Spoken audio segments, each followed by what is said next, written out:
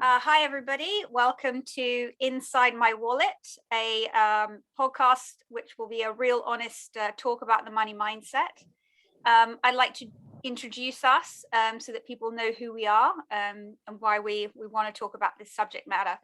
Andrea, if you would like to go first. Sure, no problem. So my name is Andrea Kennedy. I run a business called Wiser Wealth. And the reason I got into my business was because I realized that there was kind of a gaping hole between what bankers and finance people talk about, as well as what psychologists talk about.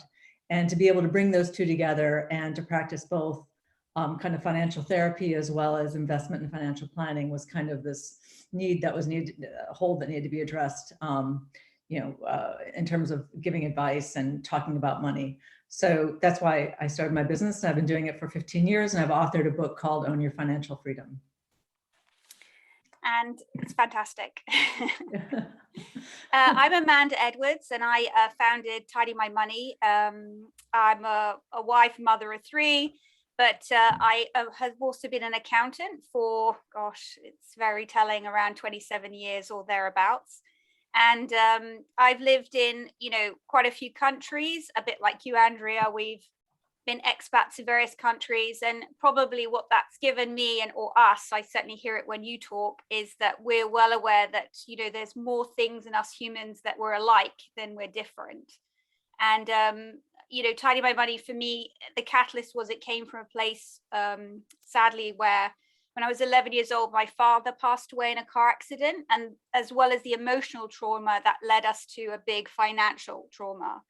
And it took us a long time to get out of that. And so I really came personally to a place where I was at zero or even minus zero, and had to come back through that. And it took me a really long time. And I had to find the right, teachers and coaches. And the aim of Tidy My Money was to try and shortcut for other people this journey. And obviously I met Andrea, and you just speak so well on the subject, and in such a practical way, and you get to the point so well that really when we came together, I was like, everybody has to hear Andrea speak. We have to do this podcast. And so the hope was that we could really kind of give people thoughts and doorways in, because money is, it's a difficult subject, and it's difficult for most people. And a lot of people feel like money overwhelm, and actually, it feels like it's a bit of a maze. On this kind of point, just to add on to, as long as we're introducing one another, thank you for what you said. But the only reason that I kind of feel comfortable talking about money is because I had a mother that was comfortable talking about money, right? And so a lot of this is just role modeling.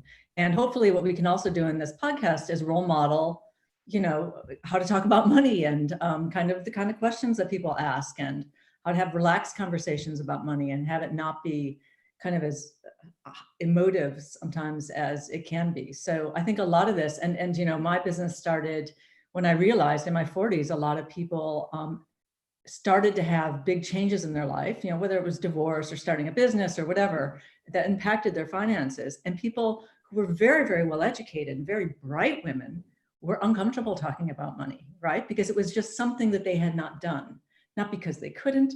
And like you have always said, it's an incredibly learnable subject. Yeah. This is a learnable subject. And it should be something that's talked about at dinner tables. Well, maybe not dinner tables, but it should be talked about as we talk about anything else that's part of our kind of the ecosystem of our life, right?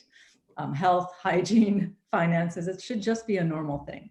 And for a lot of people, it hasn't been. Yeah. Exactly, because I think that, there's a lot of factors that go into people feeling like it's a complicated subject, and they do get very emotionally entangled. I certainly did at the beginning of my journey, and having to go to drop out the emotions and look at everything very practically, very honestly, a lot of kind of radical honesty, about what I knew and what I didn't know, because you do feel this money overwhelm now with different information coming from different sources. So you gotta, the aim also of these podcasts is to try and tailor it down to the first basics, so that people can get a grip on, this is the foundation, and from here I can grow. This is the language, These are, like you said, the role modeling.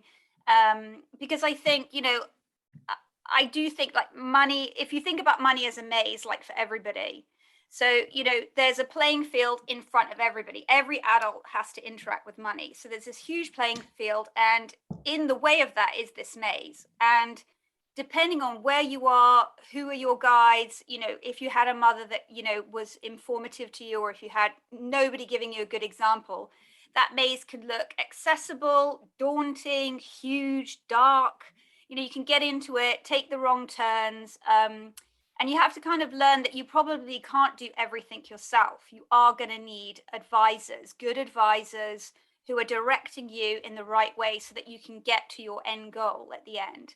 And I don't think advisors necessarily always have to be, just to add on to that point, they don't have to be paid for advisors. I mean, sometimes they will be, right? But sometimes they're just people that that you can trust, right? And who have done things a certain way and who allow you to expand your thinking about things. We're going to talk about money narratives in a later podcast, but it's really about understanding how we think about money and how that is, and how that affects our behavior. And then by definition, how that affects how we spend money and use money and invest money in this whole train, right? And this maze, that this kind of overwhelm that you talk about, I see it in my client base, and it comes up in this classic kind of fright, freeze, flight, kind of scenario. It kicks in our very basic instinct of fear and how we react to it. I'm kind of a flight person, so that's why other people fight, other people freeze. I'm kind of a flight. So, and this is how we then act with money, which is not always in our best interests when we're acting from this space of kind of high emotion, right? So just to add on to what we were saying before. And I think one thing that we kind of like to say, or we've kind of said together, is that we want people to also really focus on rowing their own boat, right? We want to kind of say to people, you're in your own boat at whatever age that is, however big that boat is, small, medium, cruise line, or whatever. And you've got to be in your own boat. Yes. And you have to only look to yourself, like stop looking left and right and comparing, because you don't know if the boat next to you is rented for the day. Right. So, I mean, I think that and I think that social media has made rowing your own boat even harder, because it used to be, I think, that we would look at kind of our neighbors or our peer group or our friendship group, and now we're kind of looking all around the world. I think there's maybe a bit of an upside to that, but the downside is also that you just have no idea what's real, what's fake. I've seen some crazy things where people look like they're on a plane and they're actually taking a photograph next to like their laundry machine. I mean, it's just, there's so much you can fake. And so I think that this just heightens all this anxiety that I think is there anyway, because it's a topic many people are not comfortable with. And now all the social media input, seeing into other people's lives has, I think, it made it a bit worse. Yeah. And so I think, as we do the podcast, we build up people's information and their library of things to do, etc. I think it's important to continue to go back to like your own boat. You have to look at your life, where you are, where you want to get to. I think for me, certainly on my financial journey, I had to just go, I have to look at me. Like I have to look at what I want and what I need to feel secure, what I feel is my balance, and not, literally switch everything off. Then you can become really focused on what are you afraid of. I think we're going to try and give homework at the end of every podcast, right, to everybody to do. So I think one of the good pieces of homework could come from this conversation, which is my question would be, what do you think it looks like based on the clients that you've worked with when someone's not rowing their own boat? What are the kind of things that you hear? How do you know? What are the clues in your mind when you're like this person's distracted basically by other things? Like what do you hear as someone? I mean, with Tidy My Money, a lot of the time, I'm starting on that first step of looking at, their cash flow and their balance sheet, and people immediately kind of come to a defense mechanism of shame around it, So they know they've got to do it because they're in a bad place in one way or another, or they're not in the place that they want to be. But almost in their mind's eye, they have an idea of how perfect it should be, and they don't feel that they're there. So there is so much, like you said, emotions tied into everything. And, a lot of the times with my lot, I'm trying to say, like, you have to literally feel it and put it on the side. You have to feel it and still move forward. So And I was going to say, I also see a lot of shame, and a lot of what I see is older people, well, not older people, I see all people of all ages, but often with an older client base is they look back on their life with regret, regret and shame, like, oh my God, had I only known, or had I only done this, or had I only, and so I always tell people it's never too late to start. yeah, It's okay to look back to reflect on how we got here, but there's no point in looking back. And a lot of people, when they're looking back, they're looking around at the friends around them and what they have, or accumulated or whatever. And I think that is when I personally also know when people aren't quite rowing their own boat. They've been looking over here and over there, and not just focused on what they can do for themselves based on whatever they have. Yeah.